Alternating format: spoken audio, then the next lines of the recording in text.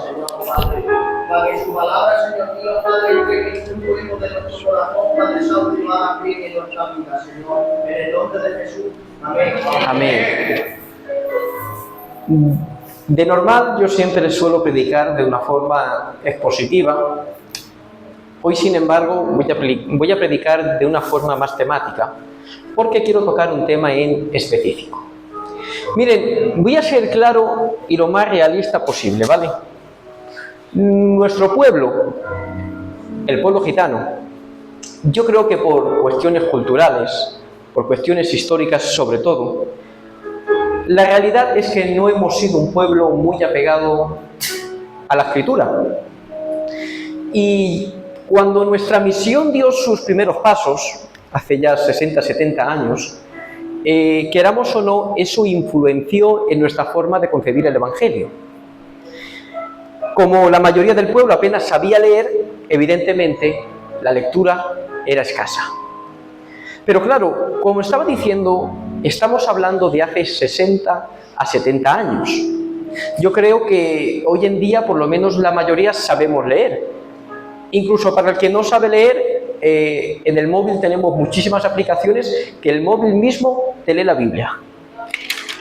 Creo que por la gracia de Dios, no porque seamos mejores, que creo que no lo somos, pero por la gracia de Dios creo que los ministros hoy en día estamos mejor preparados, porque tenemos más medios a nuestro alcance, para explicar y exponer la palabra de Dios y para tocar ciertos temas que a lo mejor hace años costaba más tocarlos. Por eso yo creo firmemente que si en nuestro día a día no nos esforzamos por leer y por entender las Escrituras, es porque no queremos.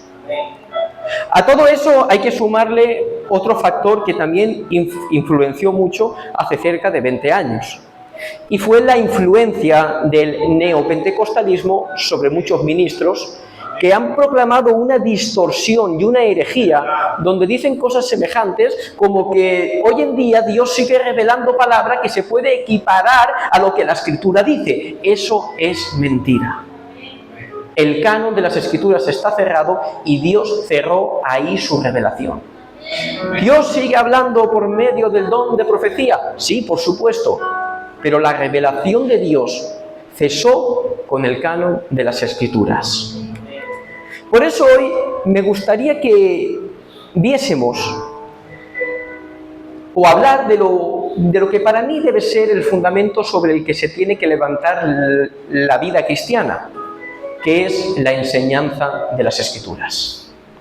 A mí me gustaría que viésemos algunos puntos de manera que nos demos cuenta que la vida cristiana debe fundamentarse solamente sobre lo que las Escrituras nos dicen. Que el cristiano tiene la responsabilidad de leer y estudiar las Escrituras cada día, porque al igual que no puede haber casa que no se levante sobre un fundamento sólido, no hay vida cristiana que no pueda fundamentarse sin la palabra de Dios. ¿Amén? ¿Cuántos dicen un fuerte gloria a Dios? Y el primer punto que a mí me gustaría tocar es que no puede haber una fe de salvación, repito eso, no puede haber una fe de salvación sin la palabra de Dios. Dice Romanos, es un texto que todos conocemos de memoria, Romanos 10, 17. La fe viene por el oír, ¿y el oír por qué? Por la palabra de Dios. Pero para entender esto yo creo que debemos irnos primero a la condición del hombre. Es algo que yo he comentado muchísimas veces en este púlpito. Dice en el capítulo 8 de Romanos, versículos 7 y 8, porque la manera de pensar de la carne es enemistad contra Dios, pues no se sujeta a la ley de Dios, porque tampoco puede. Así que los que están en la carne no pueden agradar a Dios. Miren, aunque haya mucha gente que hoy en día trate de negar esto, hay una realidad bíblica que además ha sido confirmada por el libro de doctrina de nuestra misión. Y es que el hombre sin Cristo está en un estado completamente caído. El hombre sin Cristo está en un estado de depravación total. El hombre sin Cristo es esclavo del pecado. Nuestro Señor Jesucristo lo decía de una forma muy clara y muy contundente. Quien peca, esclavo es del pecado. Y un esclavo es alguien que de inicio él no puede tomar una decisión por él mismo para salir del estado en el cual se encuentra. Luego, en nuestra condición caída somos esclavos del pecado y todo lo que hacemos, hablo de la persona que no tiene a Cristo, todo lo que hace aquel que no tiene a Cristo, incluso las buenas obras, humanamente hablando, tienen como fin el pecado. Porque el hombre no es pecador porque peque, sino que peca porque es pecador. Decía el salmista en cierta ocasión, en pecado me concibió mi madre. Hay mucha gente que le ha tratado de pegar la vuelta a este versículo inventándose una historia, pero no. En pecado me concibió mi madre. Y este texto se encuentra en el Salmo del arrepentimiento de David. David está hablando de su pecado, no del pecado de sus padres. Y hablando de su propia condición, está hablando que él ya nació en pecado. Luego yo y usted no nos hicimos pecadores en el momento que cometimos nuestro primer pecado, sino que empecemos a pecar porque ya iba en nosotros, porque estábamos bajo una naturaleza caída. El apóstol Pablo en la carta a los Efesios, hablando de su antigua condición, dice, estabais muertos en delitos y pecados. Y la palabra que Pablo utiliza en griego literalmente es cadáver. Y un cadáver por sí mismo no puede hacer nada. No puede moverse, no puede levantarse. A mí había una frase del tío Lolo de Extremadura que me gustaba mucho cuando tocaba este tema, que era, no necesitamos medicina que recupere al enfermo, sino vida que resucite al muerto. Porque esa era nuestra condición, muertos en delitos y pecados. El hombre necesita que el Espíritu Santo energice sus sentidos para que pueda aceptar el mensaje de salvación. Necesitamos lo que nosotros como arminianos llamamos la gracia previniente, esa gracia que nos capacita. Pero ahora lanzo yo una pregunta, ¿cómo lleva a cabo eso Dios? Y antes lo hemos leído. La fe viene por el oír y el oír por la palabra de Dios. Porque Dios en su infinita soberanía decidió que el hombre fuera capacitado para creer por la locura de la predicación. Luego, si hoy eres un hombre y una mujer regenerada por Dios, no es porque un día fuiste tú por tu propia cuenta quien decidió aceptar a Cristo, sino que Dios vino a tu encuentro, Él tomó la iniciativa, te predicaron la santa y divina palabra de Dios, y esa santa y divina palabra de Dios vino desembotando tus oídos de pecado, vino hablando a tu corazón, vino mostrando tu pecado y mostrándote que sin Cristo estabas perdido. Y fue entonces, y solamente entonces, cuando tuviste la capacidad para aceptar o rechazar el mensaje de salvación. Pero yo digo que los que estamos hoy aquí en este lugar hemos aceptado a Cristo como nuestro Señor y Salvador. Bendito sea el nombre del Señor. Dice el apóstol Pablo en Efesios capítulo 1 versículos 13 y 14, y también vosotros cuando oísteis el mensaje de la verdad, dice, y creísteis en Cristo. Fuisteis unidos a Él, sellados como propiedad de Dios por medio del Espíritu Santo que Él había prometido. ¿Se dan cuenta? Primero, ¿qué? Oísteis. Luego creísteis en Cristo y luego ya todas las bendiciones de la salvación. Luego, primer punto, no hay fe de salvación sin la palabra de Dios. ¿Amén? ¿Cuántos dan un fuerte aplauso a aquel que vive y que reina por los siglos?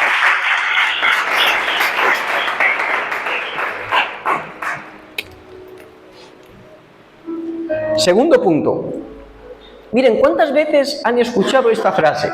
Porque yo, por desgracia, la he escuchado muchísimas veces. Está muy bien saber de la Biblia, pero lo importante es andar en santidad. Esa frase no puede estar más equivocada y no puede contradecirse más a sí misma. ¿Por qué? Porque no podemos desarrollar una verdadera santidad si no nos nutrimos con la palabra de Dios.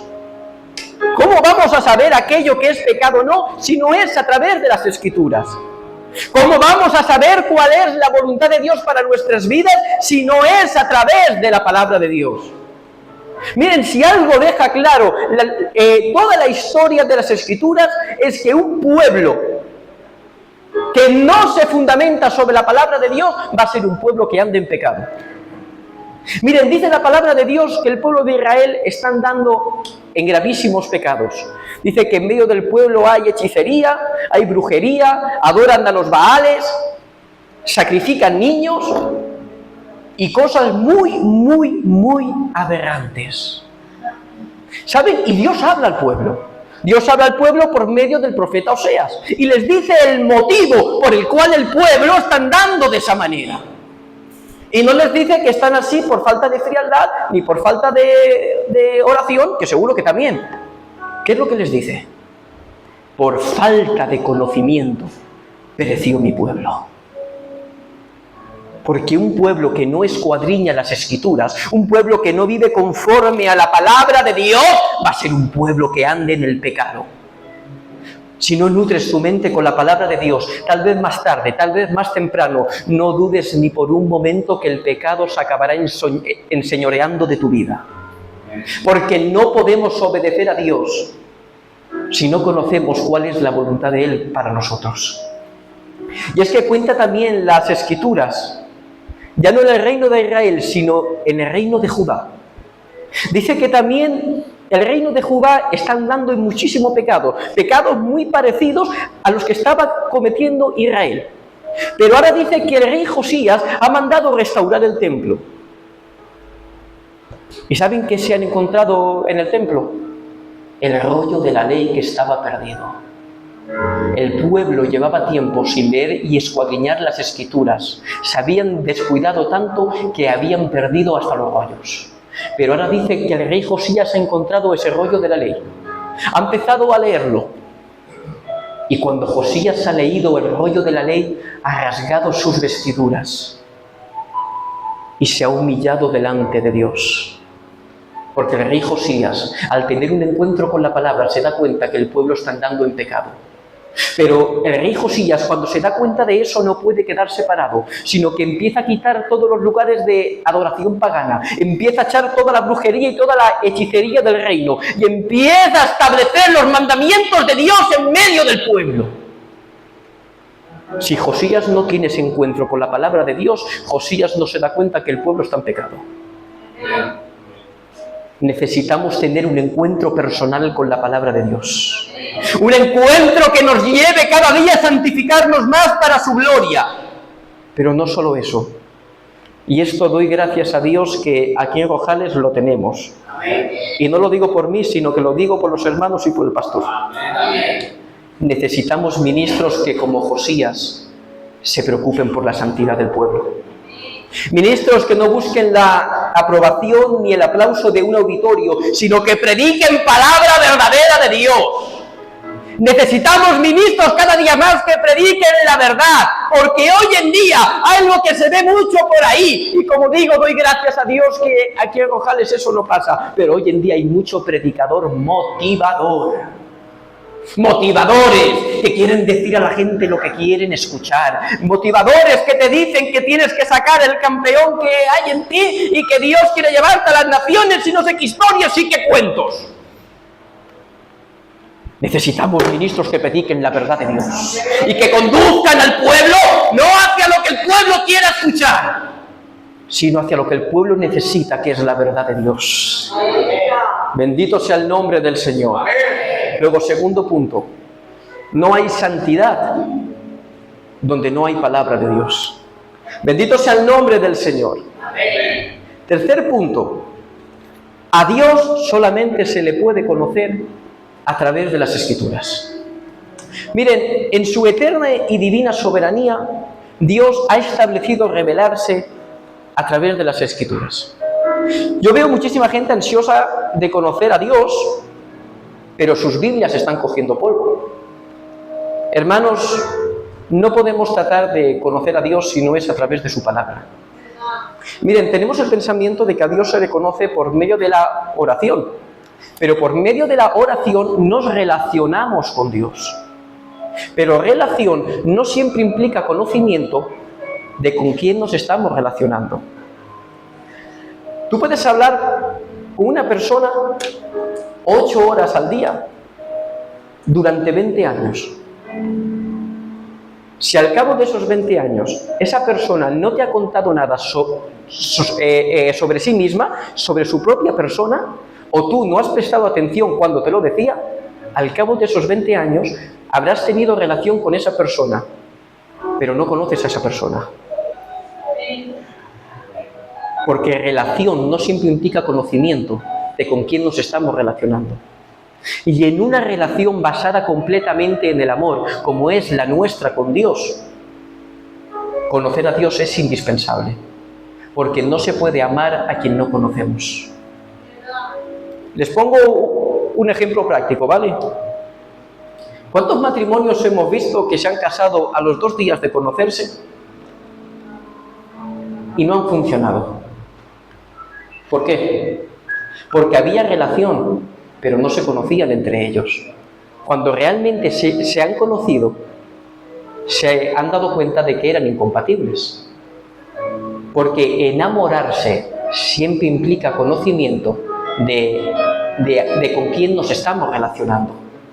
Por eso muchísimas veces vemos gente que sí, que estaba dentro de la iglesia, que oraba y eran fieras, chacho, que a lo mejor incluso estaban ocupando cargos, pero con el tiempo hemos visto que se han ido. ¿Por qué? Porque realmente nunca llegaron a conocer a Dios. ¿Quieres conocer a Dios? Necesitas conocerlo a través de las Escrituras. Porque en las Escrituras verás que tu Dios es un Dios omnipotente y que no hay nada que se le resista. En las Escrituras verás que tu Dios es un Dios omnipresente y que nunca estás solo, sino que Él está contigo. En las Escrituras verás que tu Dios es un Dios omnisciente y que por tanto Él lo conoce todo y no hay problema tuyo que Él pase por alto. En las Escrituras verás que tu Dios es un Dios de justicia que no tolera el pecado. Verás que Dios es un Dios veraz que siempre cumple sus promesas. Y verás que tu Dios es un Dios eterno y un Dios de amor. Amén. Verás que Dios te ha amado desde toda la eternidad, que Dios te ama en este momento y que Dios te seguirá amando por siempre. Bendito sea el nombre del Señor. ¿Cuántos dicen un fuerte gloria a Dios? ¿Y cuántos dan un fuerte aplauso a aquel que vive y que reina por los siglos?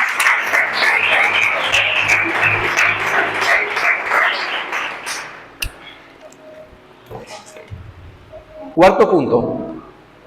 Desear y escuadriñar las Escrituras es un mandamiento de Dios para los cristianos. Sí, porque muchas veces hablas con cristianos y parece que tenemos obligación de amarnos entre nosotros, que la tenemos, que tenemos obligación, como antes he dicho, de la oración, que la tenemos, de congregarnos, que la tenemos, pero cuando hablas de que tienes obligación de leer la Biblia, eso parece como que no.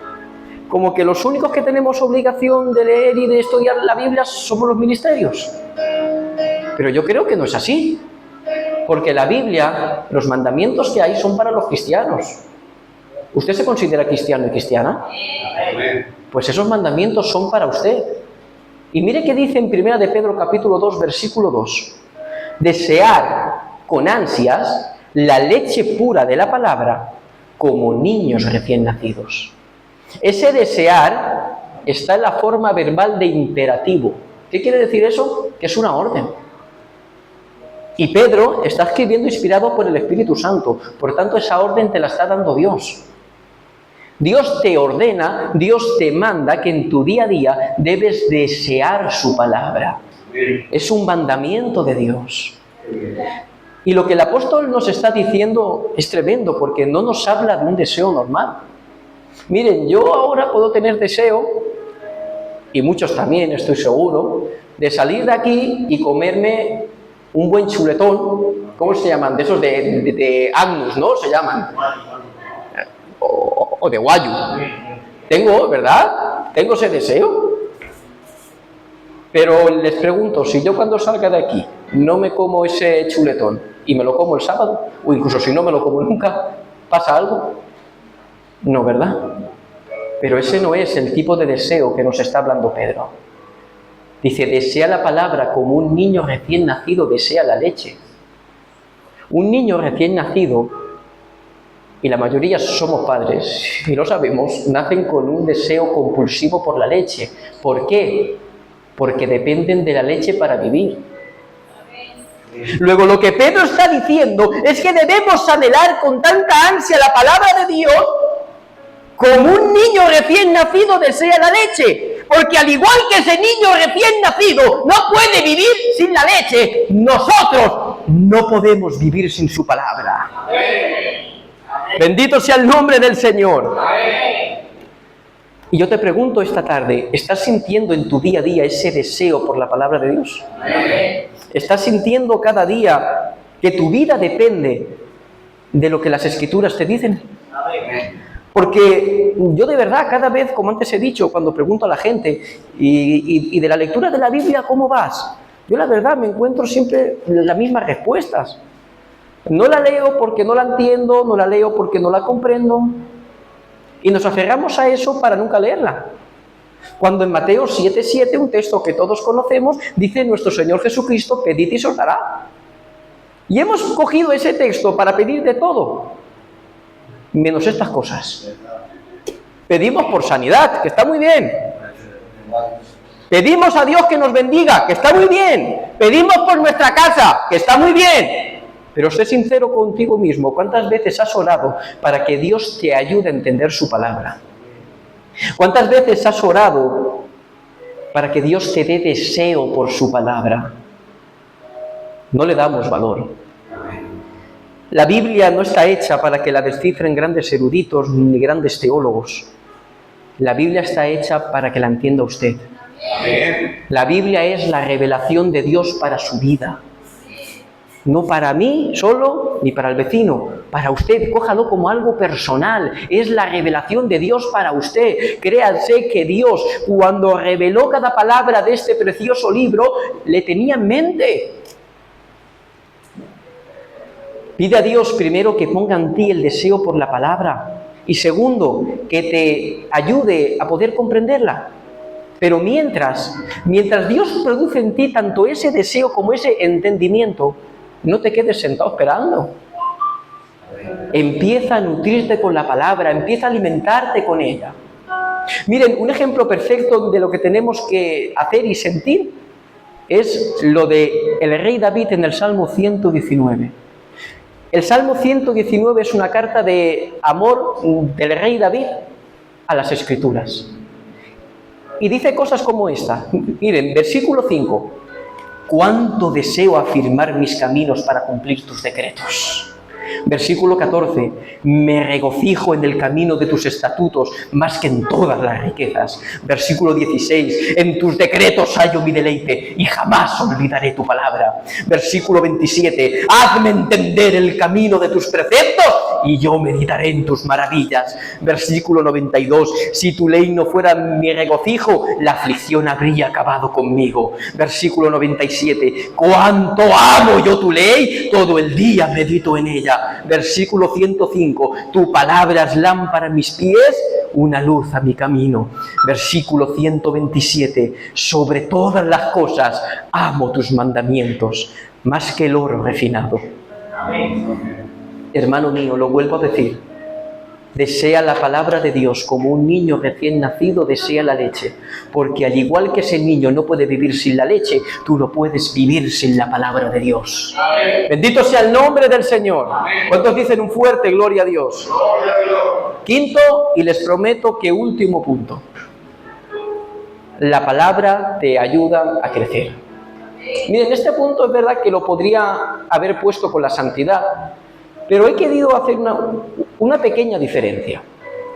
Antes les he hablado del versículo, ¿verdad?, de 1 de Pedro, capítulo 2, versículo 2. El de desear, como niños recién nacidos, la leche pura de la palabra.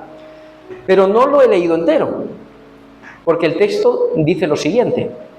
Desear como niños recién nacidos la leche espiritual de la palabra, para que crezcáis en vuestra salvación. Todo cristiano tiene un llamado al crecimiento espiritual.